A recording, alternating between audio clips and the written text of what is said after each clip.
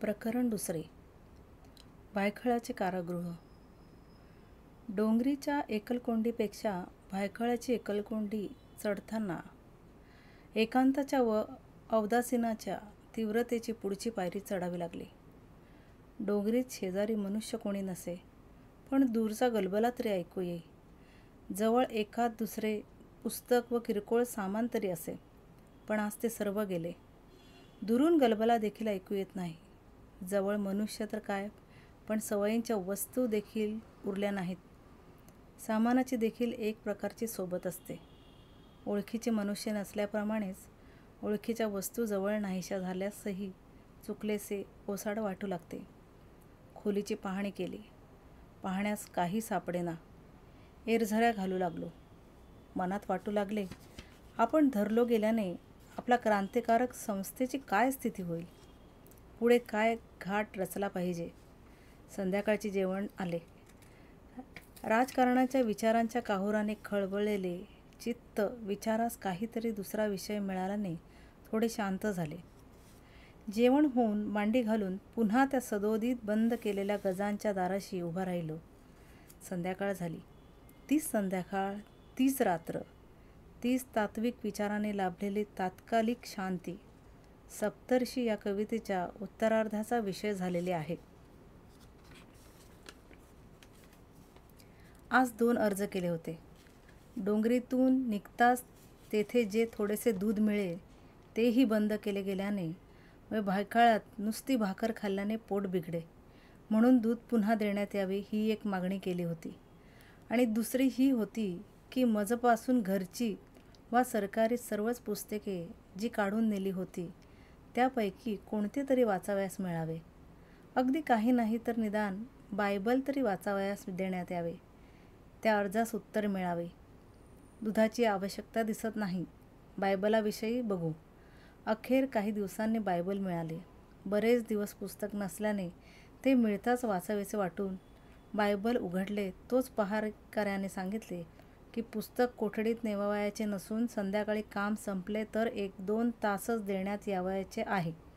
तेव्हा ते परत दिले आणि पुन्हा सक्त कष्ट म्हणून जे काम दिले होते ते करीत व मनात नेहमीच्या कार्यक्रमाप्रमाणे कविता रचित बसलो. शेवटी संध्याकाळी एकदाचे बायबल मिळाले. येशू ख्रिस्ताचे चरित्राविषयी आणि उपदेशाविषयी मला नेहमीच आदर वाटत असे. फ्रान्समध्ये मी नव्या कराराचे चिंतन व अभ्यास करीत असे.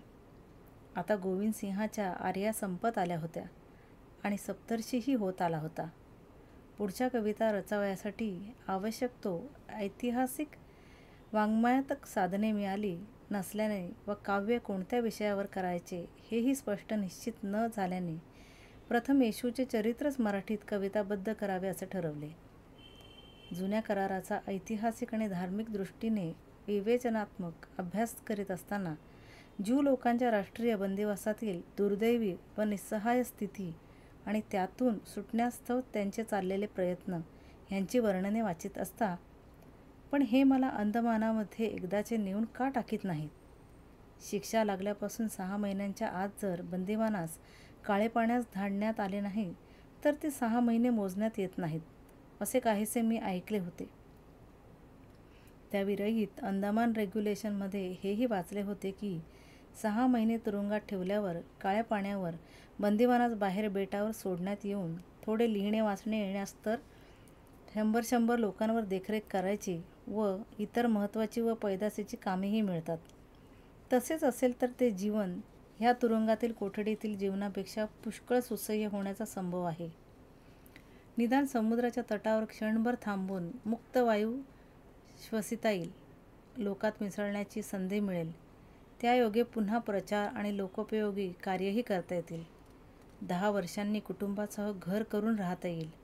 अशा स्थितीत माझे जीवन क्वचित बरेच सुसह्य होईल. पण लगेच मनाला अतिशय वाईट वाटू लागावे की ज्यांना माझ्याबरोबर 5, 10, 15 वर्षाच्या शिक्षा झाल्या आहेत आणि त्या ज्यांना कोठडीतल्या त्या बंदिगृहातील भुयारातच काढाव्या लागणार त्यांचे कसे होईल? त्यातील कोणी माझे बालमित्र होते, कोणी विश्वस्त सहकारी होते, कोणी अभिन्न हृदय सहचारी होते.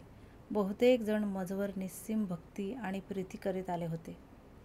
त्यांच्यावर आणि त्यांच्या कुटुंबावर गुदरलेल्या त्या संकटात त्यास मला काहीही सहाय्य देता येणे शक्य नाही. माझ्यामुळे त्यांच्यावर ही संकटे आली म्हणून भ्रांतीने का होईना, पण मजवर ते रुष्ट तर झाले नसतील. त्यातही ते ज्यांच्या वृद्ध माता, ज्यांनी त्यास लहानाचे मोठे केले आणि आता ज्यांच्या वार्धक्याच्या हातातून ही ममतेची यष्टी दैवाने एकाएकी हिसकून नेली, या दोघांची आणि त्या वृद्ध मातांची मला फारच दया यावी. आणि तो वज्रनिश्चयी वीर की ज्याने ऐकावयासही दुस्सह अशा यातना सहन केल्या, पण मजविरुद्ध एक ब्रही नाही तर नाहीच उच्चारला. आणि ती तरुण मुले, या सर्वांच्या यातनांची आठवण होऊन त्यांचे मला इतके वाईट वाटावे की माझ्या यातनास मी खरोखरच काही वेळ अगदी विसरून जावे. पुन्हा विचार करावा की निदान मी काही मागे तर रेंगाळलो नाही ना. आघाडीसच आघाडीच्या कठोरातील कठोर आघातास आपली छाती पुढे केली नाही ना. मग आता जे अपरिहार्य, जे सर्वांचेच कार्य, त्यांचे सर्वच भागीदार असावयाचेच. आणि झाले हे, भोगिले हे काहीच नाही. अजून तर मी मागेच एक अर्ज केला होता आणि त्यात मला झालेल्या 2 जन्मठेपीच्या शिक्षा एककालिक करण्यात याव्या असे विनवले होते.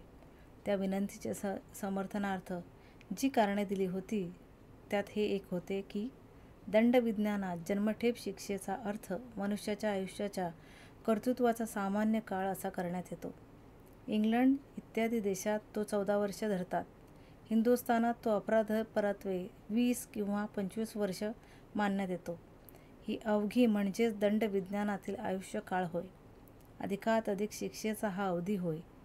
तेव्हा मला 2 जन्मठेपी ज्या मिळाल्या त्या एककालिक जर न केल्या आणि एक जन्मठेप भरल्यावर दुसरी जन्मठेप मरणे असा त्याचा अर्थ घेतला तर दंडविज्ञानाच्या भाषेत हा जन्म संपल्यावर ही शिक्षा भरण्यास दुसरा जन्म घेतला पाहिजे असे झाल्यासारखे हास्यास्पद होणारे आहे.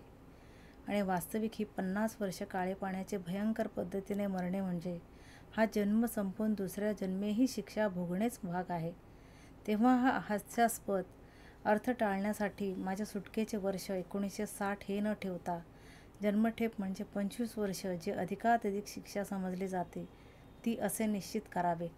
ह्या अर्जाचे आज उत्तर आले की तुमच्या जन्मठेपी एकाकालिक न करता अनुक्रमानेच भोगल्या पाहिजेत असा निकाल देण्यात आला. तोच बरोबर असून आपली शिक्षा 50 वर्ष आणि सुटकेचे वर्ष 1960 हेच होय. हे उत्तर सांगण्यासाठी जे इंग्रज गृहस्थ आले होते ते माझी अर्जातील परिभाषा सहेतुक उचलून मला संमिश्र विनोदाने म्हणाले, अहो सावरकर, अखेर सरकारने असेच ठरवले की तुमची एक ह्या जन्माची जन्मठेप भरल्यानंतरच पुढच्या जन्माची दुसरी जन्मठेप भरावयाची. मीही हसत म्हणालो, तर मग त्यातल्या त्यात ही समाधानाची एक गोष्ट आहेच की हिंदू लोकांचा पुनर्जन्माचा सिद्धांत तरी सरकारने एकदाच मानला आणि ख्रिस्ती धर्माची पुनरुत्थानाची कल्पना सोडून दिली. आज जेवण इतक्या लवकर? हे काय? तुरुंगात म्हणजे म्हटले जीव जायचा तरी त्याने ठरवल्या वेळेस कार्यक्रमाप्रमाणेच गेले पाहिजे. इतके सगळे समयशील असावयाचे. अन्नाकरिता जेवणाकरिता मरण येत असले तरी जेवण लवकर येणार नाही. पाहिजे असल्यास मरणाने जेवण येई तो थांबावे. मग आज हे जेवण भलत्याच वेळेस कसे? अर्थात काहीतरी नवीन घडणार. जो गोरा अधिकारी पहाऱ्यावर होता त्याच्याकडे जिज्ञासू दृष्टीने पाहिले. त्याने टोपीला मागे सरकवण्याचे निमित्ताने हात दूरवर मागे नेऊन 2दा हलविला. अर्थात कुठेतरी आमची पाठवण होणार. जेवण झाले. भिंतीवर एका आणकोचीदार खड्ड्याने काही कविता खरडून ठेवल्या होत्या. त्या घाईपाठीने पाठ करून पुन्हा कोणास उमगू नयेत म्हणून घासून टाकल्या. तोच चलो म्हणत शिपायाने दार उघडले. गोऱ्या सार्जंटाच्या अधिकारात आम्हास एखादी निर्जीव वस्तू सोपवून द्यावी तसे कारादीपाने दिलं. मोटार, स्टेशन, आगगाडी, पुन्हा स्टेशन. येथे पत्ता लागला का की हे ठाणे आहे आणि आम्हास तेथील तुरुंगातच जाणे आहे.